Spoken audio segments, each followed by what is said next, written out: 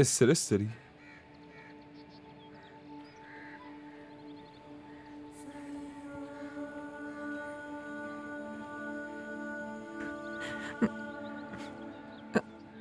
جمال هیچ وقت پامو تو این اداره ها نذاشته بودم.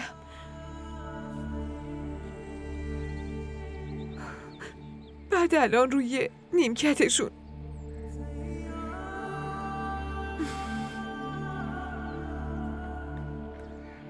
هیچ وقت فکرشم نمی کردم تو زندگیم به همچین جایی برسم.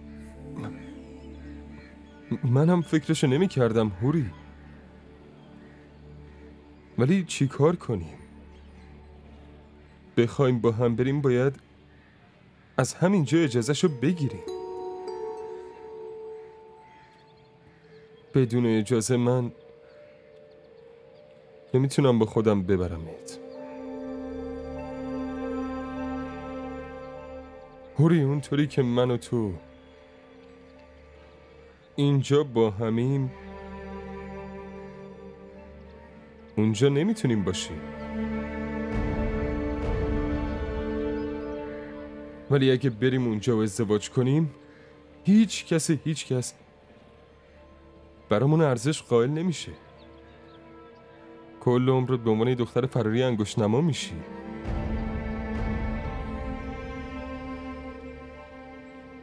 هنوز وقت هست هوری. یه بار دیگه فکر کن. جمال چرا هی بهم میگی فکر کن؟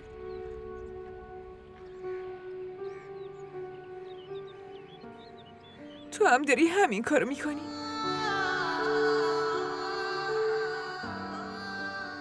برای چی باید فکر کنم؟ دیروز وسایلمو جمع کردم داشتم میرفتم.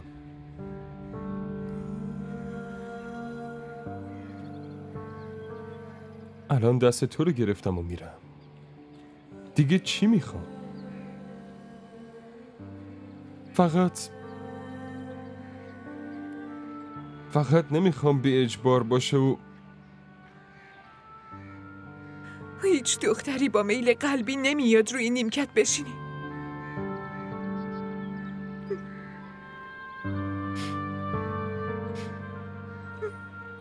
الان دارم به همه اون دخترایی که داستانشون رو توی روزنامه ها میخوندم فکر میکنم. به اون دخترایی که فرار کردن و ازدواج کردن. راستش جمال من همیشه این کارو بد میدونستم. فکر میکردم آخه مگه میشه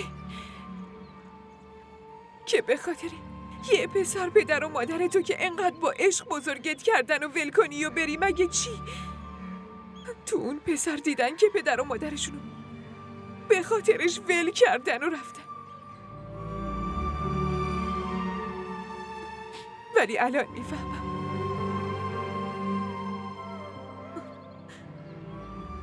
دخترها پدر و مادرشونو ول نمیکنن.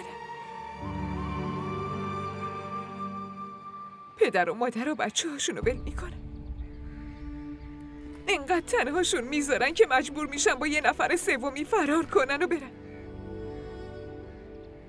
جمال، مدرک حاضرن. شما 2 نفر باید با هم برید پیش قاضی.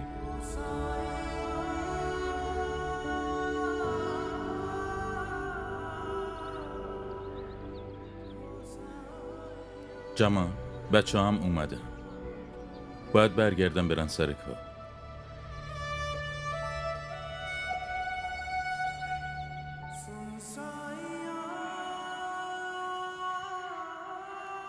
اونجا تو رستورانم کسی نیست. همه اینجا.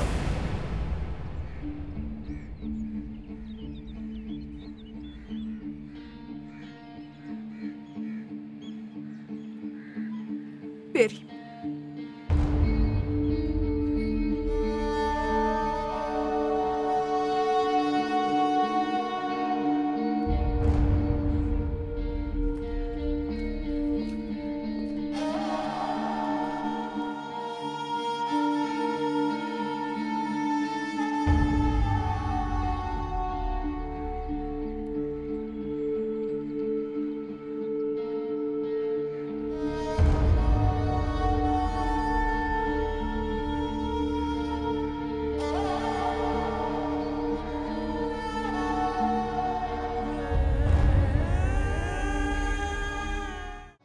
این ویدیو رو لایک کنید، کانالمون رو سابسکرایب کنید تا از سریال های جدیدمون هم آگاه باشید.